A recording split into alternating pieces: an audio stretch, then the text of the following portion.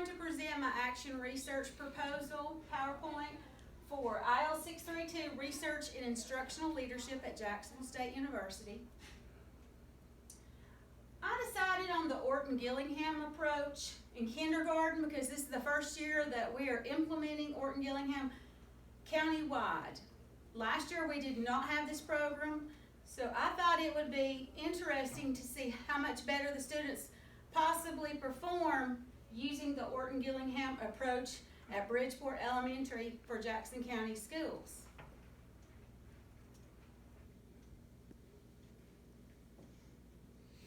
Okay, in my report I have to anticipate findings, but I anticipate that the kindergarten students that are trained by a certified Orton-Gillingham teacher will score higher on certain tests that we give at school. One test that we give is the performance series, and I think that they're going to score higher than they will last year because of they're getting this explicit instruction at Orton-Gillingham. I think the students are also going to perform better on dibbles. And I believe that most of the students, because of using the Orton-Gillingham method, will go ahead and pass on to first grade at the end of the year.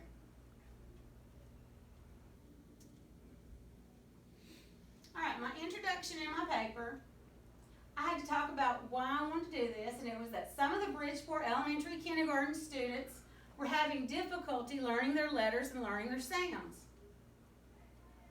They could not remember the letters, so therefore they couldn't blend and to make words. So the Orton-Gillingham is an evidence-based supplemental method. It's not a program, it's just a supplement that should help the students.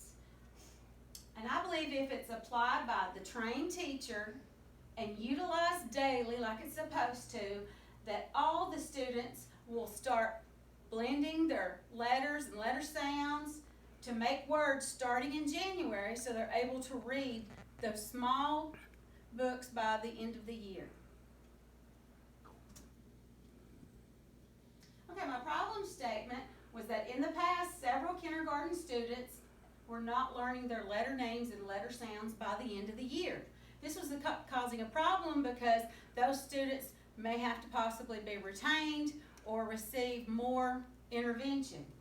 You know, this is going to delay the onset of reading. The students could possibly fall further and further behind, which could also result in all students not being on grade level by the end of third grade. And these students that are falling behind are a lot of times classified as at-risk students. You know, there's evidence to support that we need to have early intervention for these students, and the earlier that they get intervention and remedial support, the better gains in reading and spelling that they'll receive. You know, right now we've got, across the state of Alabama, there's a lot of literacy issues, and those are a #1 priority. The Alabama Literacy Act was recently passed, and it focuses on reading for grades K through 3. The state wants highly qualified programs and teachers working very hard so all the students are reading on grade level by the end of third grade.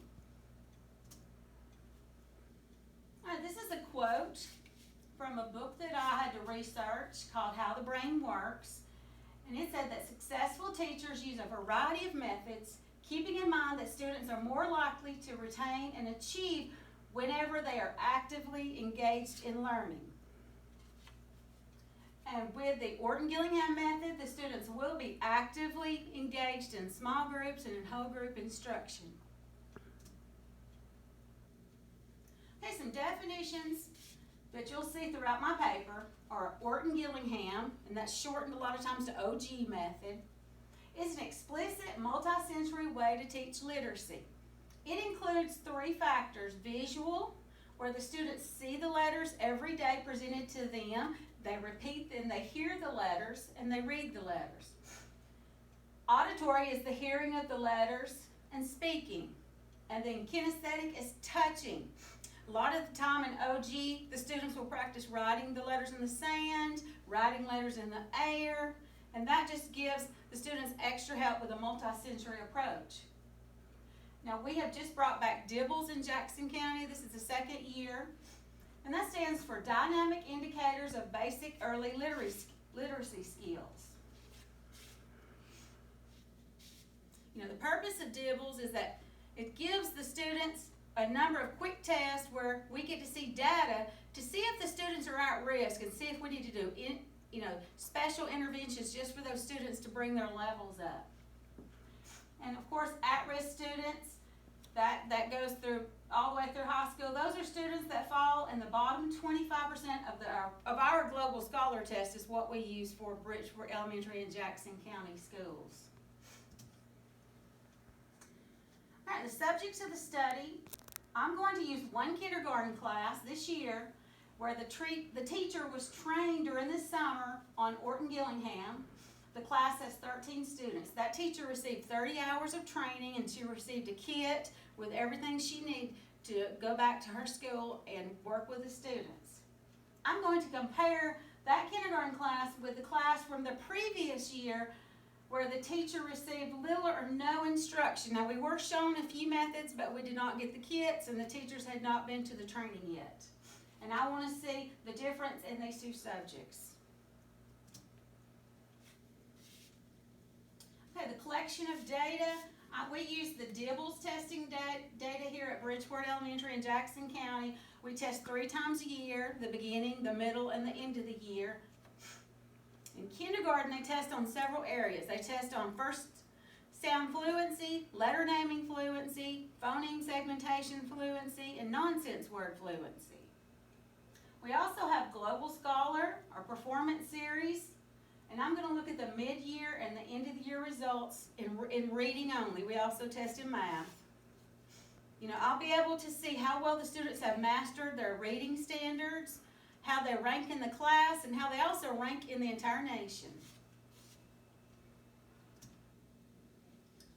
With my hypothesis statement, I'm saying that kindergarten students who use the Orton Gillingham materials and during reading instruction will show greater reading achievement than the previous kindergarten students who did not have that same instruction in the mornings in their reading block. What I have shown here is the national percentile ranking for reading foundation last year. And you can see that the classes were all ranged from 27% in the nation to 37%. So the data that I'm going to look at the end of the year, I'm hoping that the class that I look at is goes closer to 50% or more. All right, thank you for coming today. And this is the end of my presentation.